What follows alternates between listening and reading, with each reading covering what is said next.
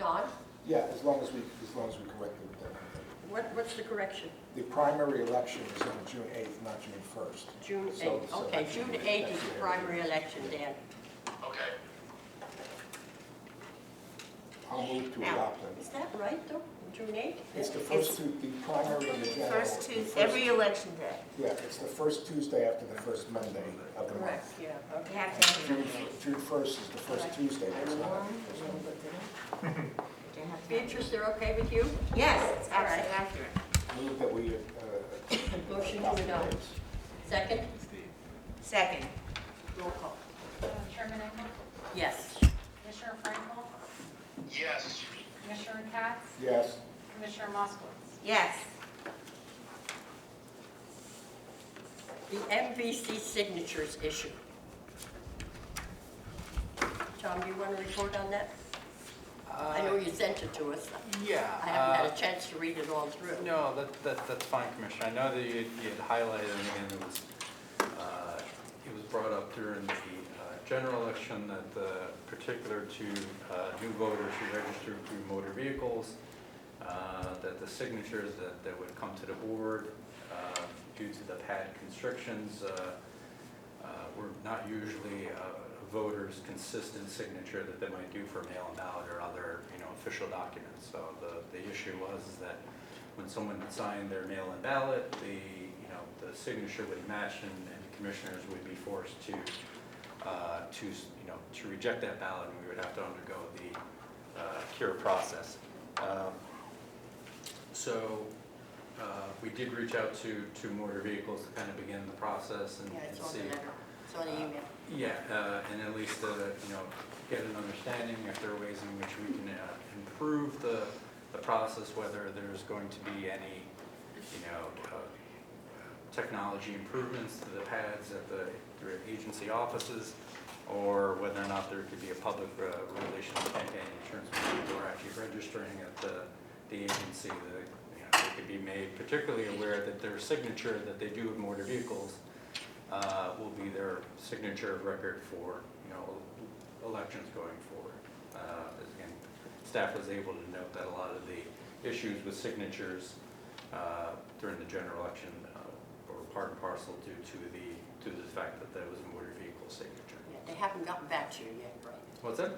That gentleman, Chris, hasn't gotten back to you? No, I did speak to him. Let's put that on your old business for next month. Then, Sure, of course. We're going to need an update on it. Okay. Yeah, something.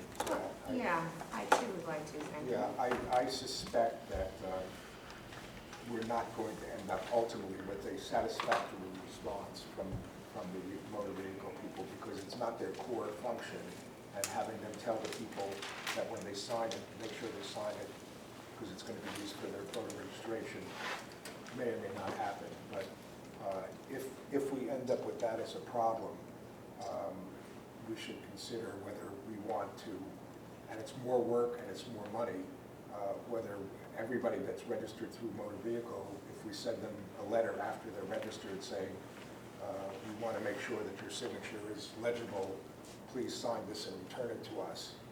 That would be a way to do it, but it's obviously it's a lot more time and money to do it. But I suspect we're not going to get what we want.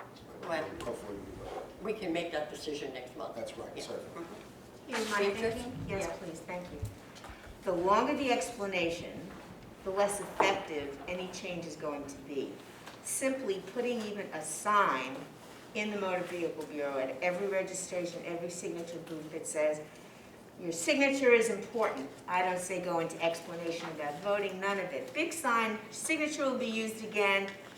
Please put form your signature correctly or neatly, something. Yeah. Big sign, period. And that's not so awful for people to have to go and explain about voting, etc. Just make the signature your signature. So that would be my recommendation to add as well. Yeah, let's see. Any other comments? Sharonda? No. We don't want to make more work for you. No. Okay, so that'll be on old business next month. Is what? That'll be on old business Well, next month. I had submitted or sent to both you, Chairwoman, and administrators some requests that I had about discussing the salaries for poll workers. And I asked if it was going to go on new business or, I don't see it anywhere. Did you see my request? Well, we can bring that up in commissioner comments and No, Or if you wanna I add that personally wouldn't now, have a that's problem fine. talking in new business, it doesn't really make much difference. That's what I assumed then, because I Yeah. know that when you submitted the Yeah. form and Chairwoman had said we should wait for this year to put it on, I submitted my request. And my understanding is that with the added and increased vote by mail, paperwork, etc., the actual physical work is so much more excessive, much less accumulating and handling everything properly, that the request had come to please increase the ability for the poll manager at each station, I guess, and each municipality to provide an increased salary for those people most inundated by the excessive materials and work expected of them. And I thought it would be valuable, and I thought we should discuss the value of that. Any comments? Yeah, it's my understanding that the poll clerk salaries are set by the statute, by the state. So I think to change that across the board would require the state legislative change, but they can be checked. But I have another, it's sort of a bootstrap comment. It's also related to pay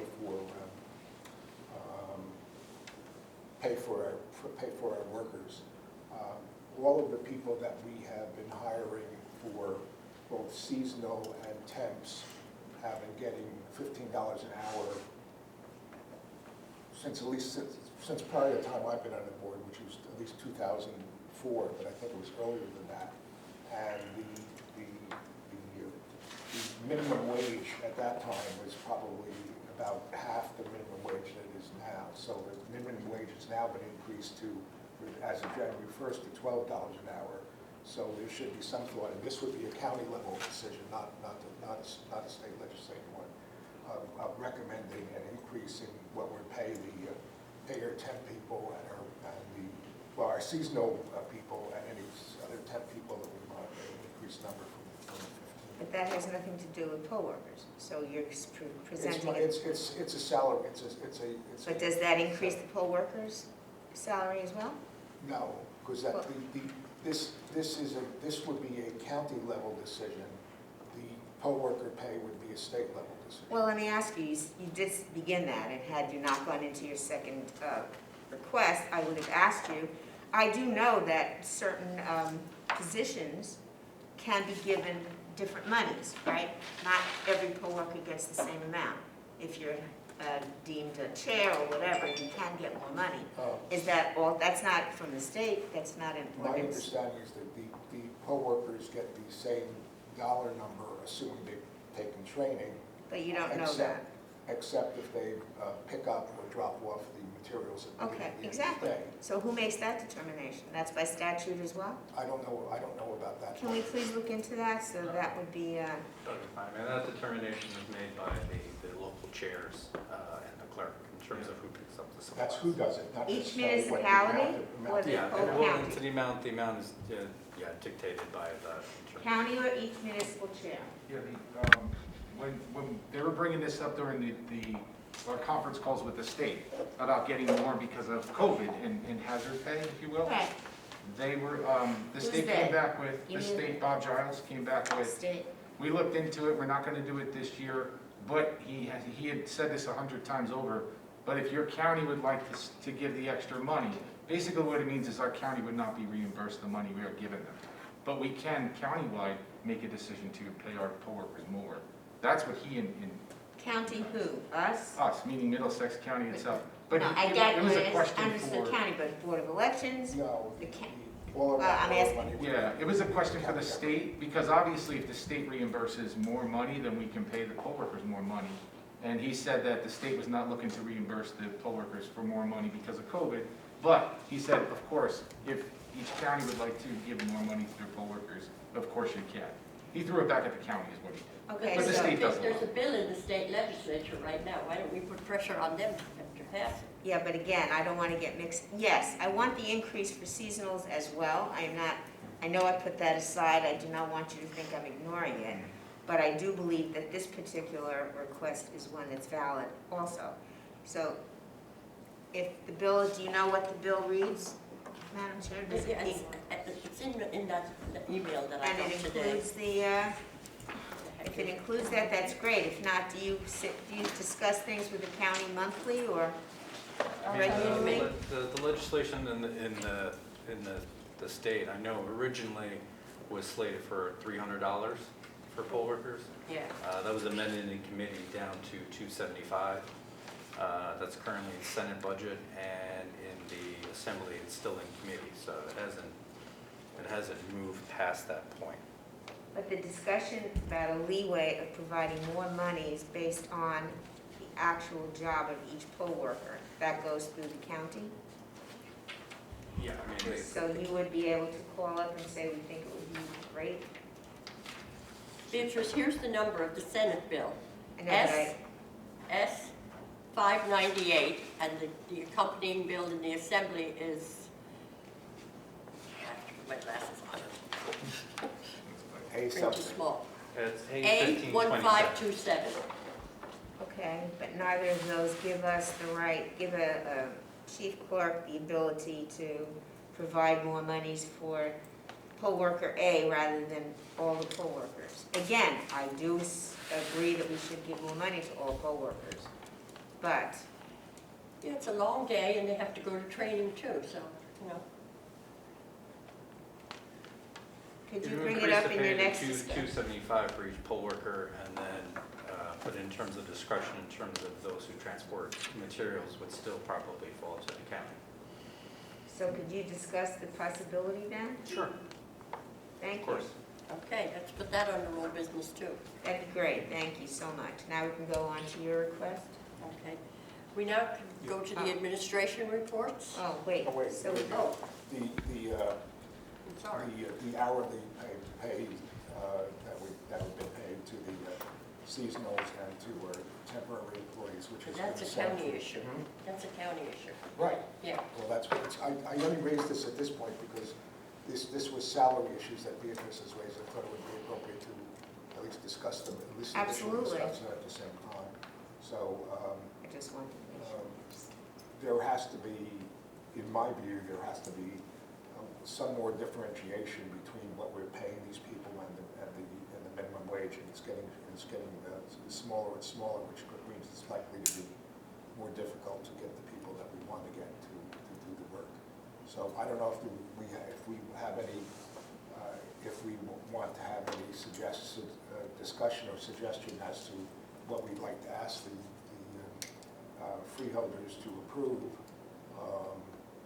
And I have no special number in mind, although one possible way of doing it is setting up something that it be automatically either a set dollar amount or automatically X dollars above whatever the state minimum wage is at that time, so it would be Tied automatic. together? Yeah. But Well, I don't know, in 2 years, it'll be 15, Yeah. you know, because it's going up $1 a year, the minimum wage. So it should we should make it more than 15. Well, that's why you're suggesting that it's just tied to whatever. Right, I mean, there's two ways to do it, saying it's going to be X dollars, period, and then you have to revisit it again as things go up, or you could set it up as X dollars above whatever the current minimum wage is. But I have no putting a special number out of the year in terms of what we should ask for. And I don't know if anybody else has any thoughts to that. I was thinking 18.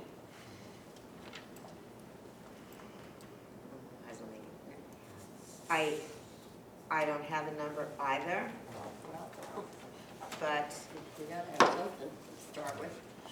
if you go with 18, it's based on what will be the eventual minimum, is that what you're saying? Well, in 2 years, it'll be 15, so if we give them 18 now, you know, it's good for a while.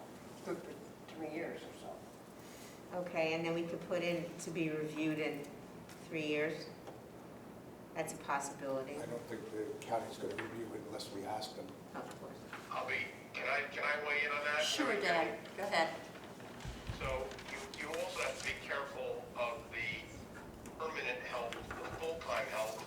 When you're putting down their minimum salary, you also have to look at what they get on an hourly basis. I was just doing it. Okay? If you, and I'm not saying you're not gonna have a seasonal, obviously would not be able to get paid more than the person who's a permanent person starting out.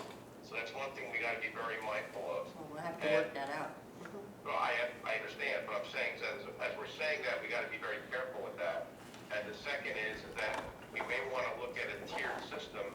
If we're trying to develop a bench of seasonals, then let's say the person who worked one election or two elections, maybe we tie it into the experience of the seasonal we want to come back, and that person gets paid a little bit more than someone who's just the rookie, I'll call it, in other words, with no experience, which we've spent a lot of time and effort to train.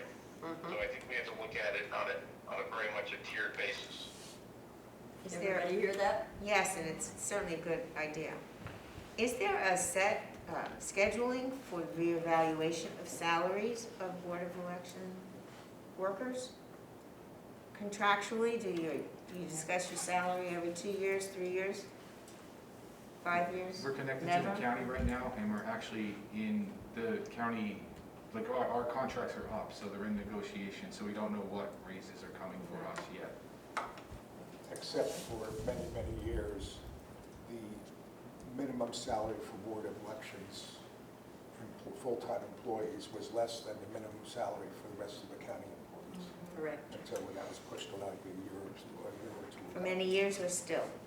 No, it was raised within the last year. It's what? It was, the minimum So now starting it's salary equal? was raised equal now with it's the equal? rest of the county Yeah. within this last year.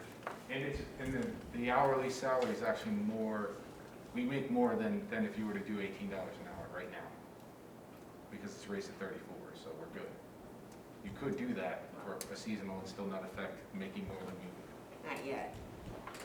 That's why I asked if you had a raise. Yeah, I just did the math. That's the thing. Because the fact that there was such an increase for poll workers, certainly, the increased work is for everybody who's involved with the Board of Elections. Is the overtime set the same for Board of Elections, as the whole county, whether it's Board of Elections or regular, get the same salary as overtime? Yes. Yeah, And does it matter if your overtime is eight hours in one day or 12? It's based on 7-hour workdays right now, currently. I get that, but what if, you've worked 20 hours a day? You're still only getting a time and a half.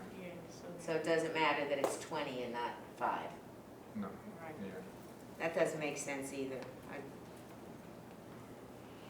Because the reason they're putting in those kinds of hours are because of the job, not because they like staying out. So I think that should be noted as well.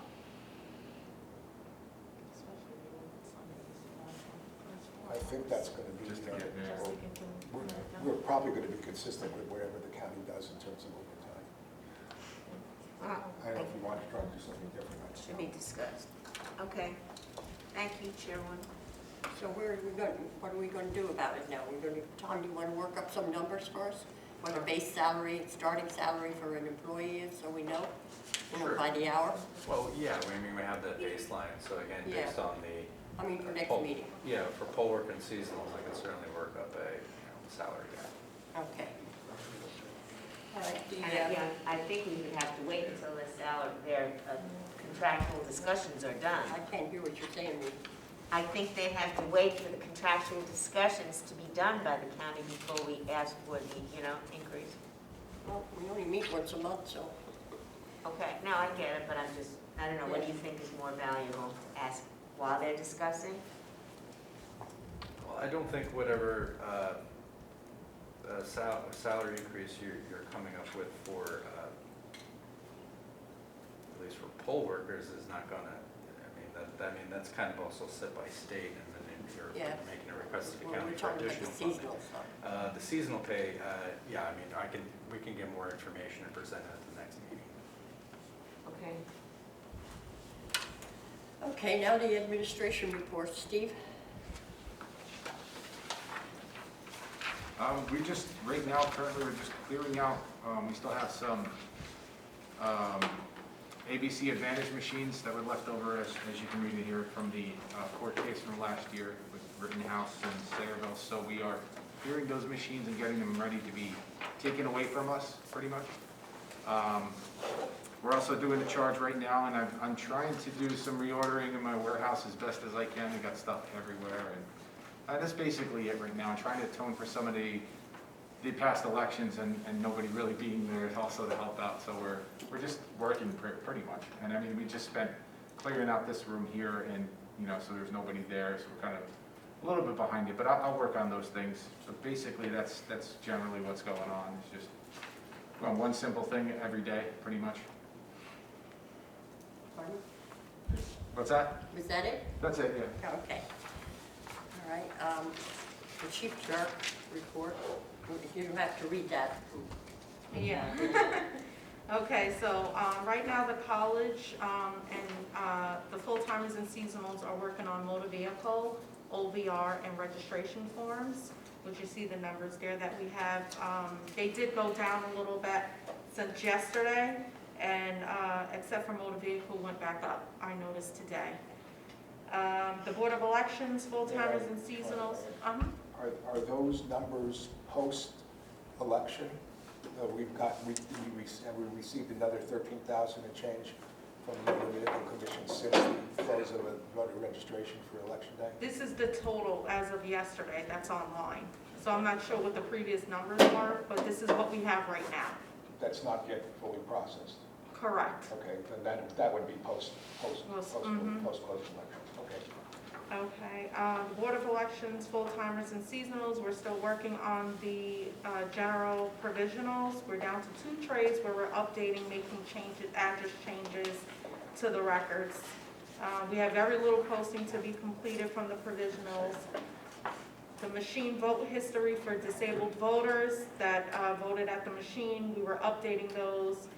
Some of the handwriting we couldn't understand because the voters, they didn't have the voter number, so we have to do research for the voter to find their records in the system so we can give them credit. We have cure letters that's being scanned. Kathy's working on that. She's updating the signatures and forms into the system. These were cure letters that were too late for the general election that was returned after the deadline. We received 122 trays of mail-in ballots that were returned from the post office to the county clerk's office, where we have to make address changes to either delete them because they're no longer within the county, or they were unable to deliver the ballot to their homes because they might not live there anymore. We have party change forms that Janet is working on. She's working remotely, so she's working on that at home. What else? We have mail-in ballot applications that were faxed over from the county clerk's office. And we have the list of mail-in ballots that are still in received status. So we've been in contact with No Ink, and we're waiting for their response because they're not shown accepted for their vote history, and that could be because the voter might have moved out of county, deceased, and it was removed before we did the update for the mail-in ballot history.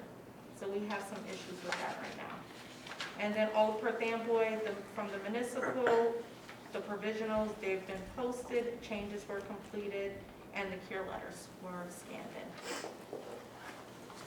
So we have a lot of work still. Okay, thanks, Rhonda. You're welcome. One other question. Do we have any idea what percentage of the cure letters came back that we sent out? I believe I gave, for which election, the general or? Well, probably the general, and then I wouldn't mind having the Perth Amboy runoff, but the general is probably the most relevant. I think at one point I gave it to you, Tom, right? That's in From Tom's an report, email. I believe. Yeah, I had a larger number in terms of the total mail-in ballots which we sent cure letters, but I'll see if I can find. Do you think you probably sent it as an email? I think so. Okay, I'll see if I can We find have it. variants of the count. I don't, do you know the number of the, from Perth Amboy that came back? Do you know that number? I have it upstairs. Okay, because I don't have those. I don't see it on there, I could be missing it, but I don't see It was in that email that I sent to the motor vehicles, so Yeah. that's what you probably referenced. But I'll see if you find the information that Sharon provided.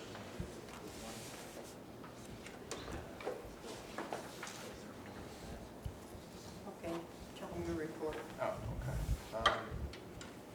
Okay, in terms of the written report, and I submitted that with the company, the only changes to my written report would be just two items. Just one is an update in terms that the early voting legislation was held in committee today. So again, not that we're expecting it to be signed, soon, but again, to be proactive. Commissioner Katz has talked about electronic poll books in the past. Legislation authorizes counties to use electronic poll books. So again, maybe in anticipation of possibly early voting, beginning to do demonstrations for the commissioners and staff, so that if we need to move in that direction for June or for November, that we are prepared to move forward. But again, that legislation was held, but again, still we can be proactive in that regard. And then the other item was regarding the drop boxes. I kind of looked over my notes from previous meetings, and I did want to just in terms of discussion point, we had talked about Old Bridge in a previous meeting. Old Bridge, the clerk at that time had mentioned that she wanted 2 drop boxes in the same location. That wasn't a real efficient use of the drop boxes. So now that there is a new municipal clerk, I would, since we have 2 available, I would go back and ask if there's another location within Old Bridge that they would like to have a second drop box, considering that we have it in other I towns. can add something to that in terms of Old Bridge. When we were discussing this initially, when we got the response for pre-election, I spoke with both the mayor and one of the council people who's also the Republican chair, and I got a pretty negative answer unless we put him in one in every ward, which I don't think we're going to do. So maybe they'll change. Okay, well, I'll at least communicate and then. Absolutely. Yeah, and then I can update the commissioners about it if. I mean, it makes sense that our largest towns, if we're going to put in more than one drop box in our largest towns, we should try to do it consistently. And then you have the rest of my written report, and so I don't feel the need to duplicate that, unless the commissioners or anyone has any questions. The New Brunswick one is because we don't have it right outside the municipal building. That's going to be Yeah, required. I have to go back to the state in terms of that, because the legislation talks about a drop box in front of every county building, as well as a municipal clerk's office in a town of a particular size.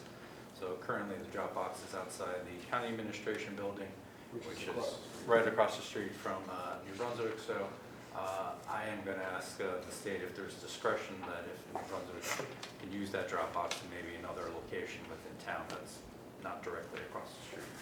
That would be a little inefficient use of the drop box when you might have it somewhere else. And Sayreville's being replaced because it was not, because The other drop box had issues with the locks, and we needed to remove that, so that would need to be replaced in front of Borough Hall.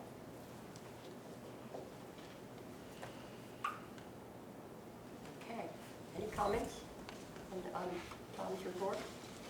So the only thing is that I think I talked to Tom, but because of the weather, and we're lucky and fortunate that we haven't had major snowstorms, we should probably work with public properties to get those drop boxes in as the weather it's okay, gets it out of our facility, gives us a little more space. So I'd like to try to get them in before any other, snow falls or if it gets really bitter cold.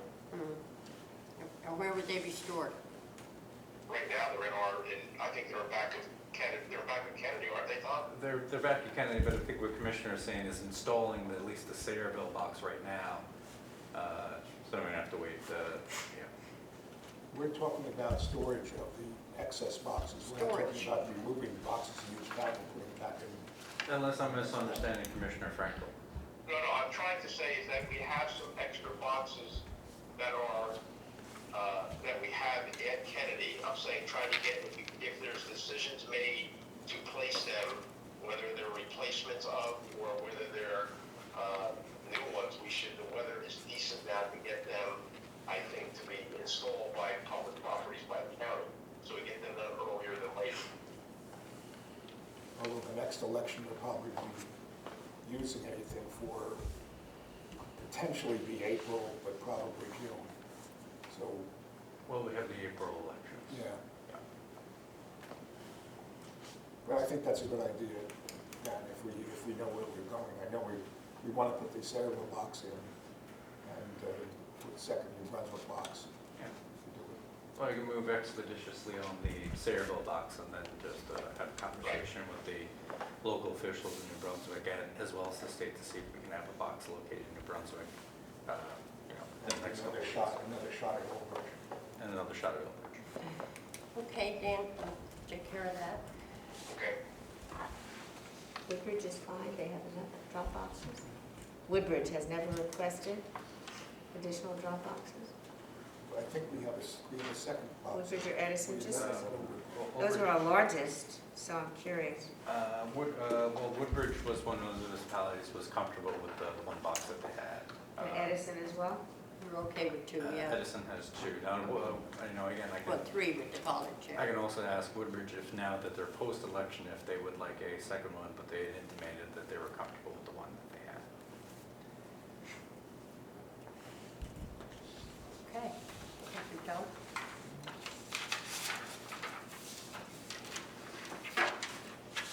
The training schedule, we can read that. My commissioners' comments? Anything else we'd like to bring up under election issues? My only comment had been that over the course of the last week or so, I did hear some discussions about concerns about results from the Board of Elections. And I had not heard anything about the issue that was being discussed in this conversation.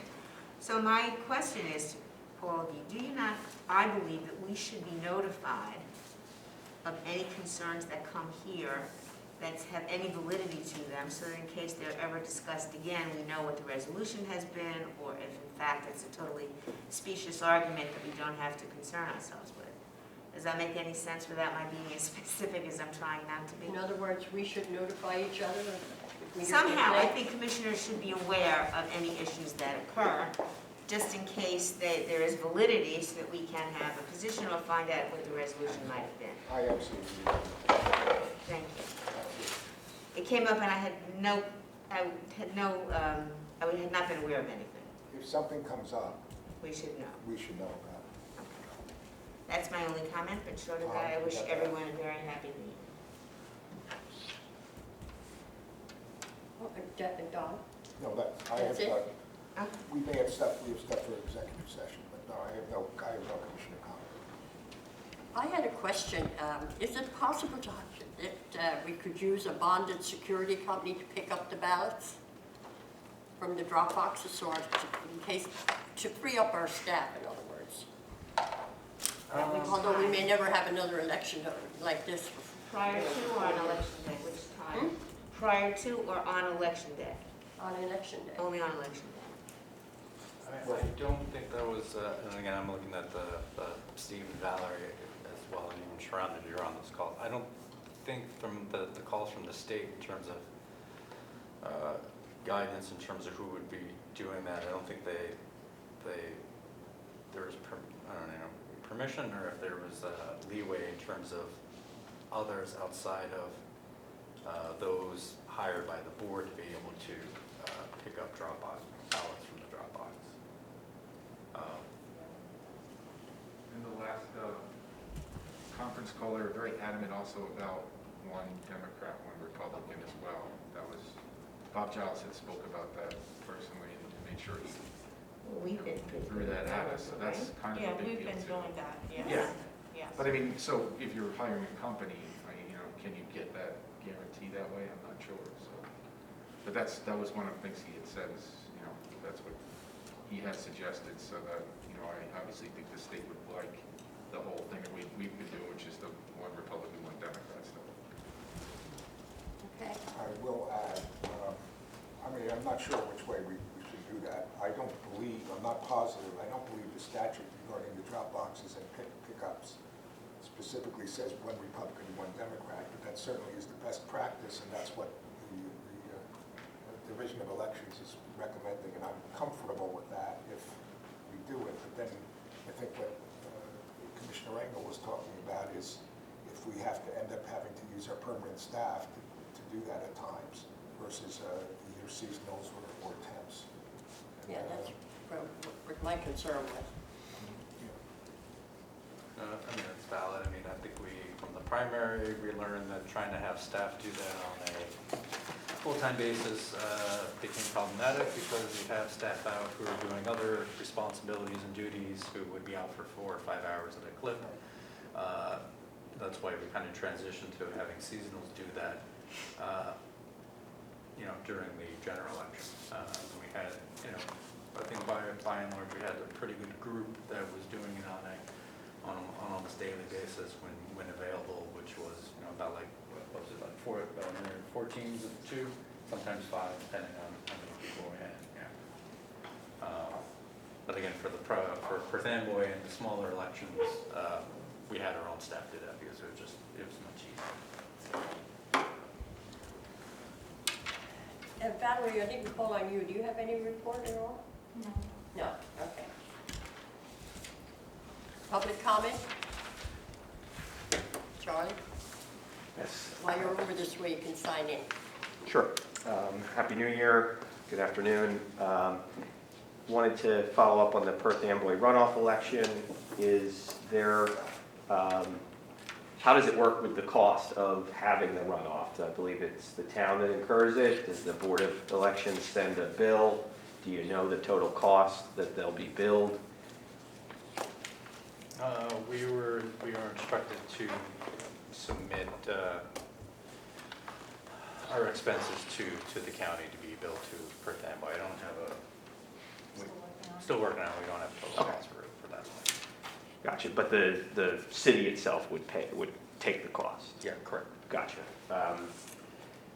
Were there any reports of, stolen ballots, voter fraud, anything like that in the runoff?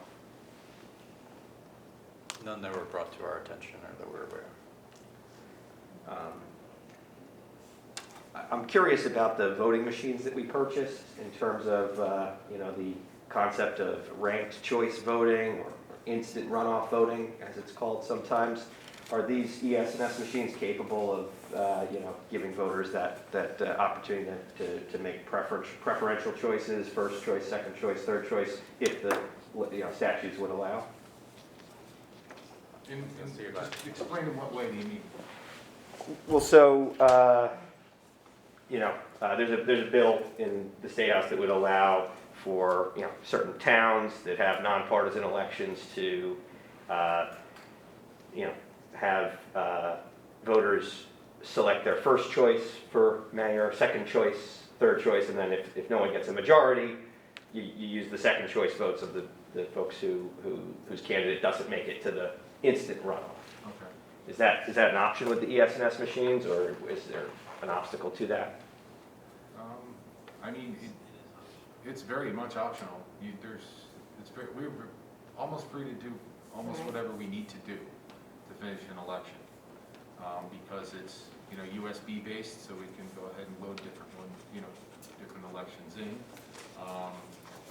How we would do a process like that, we'd have to sit down and have a group discussion on that. That's not something that, the commissioners would need to be involved and be comfortable with it. Tom would definitely have to have a major say as well.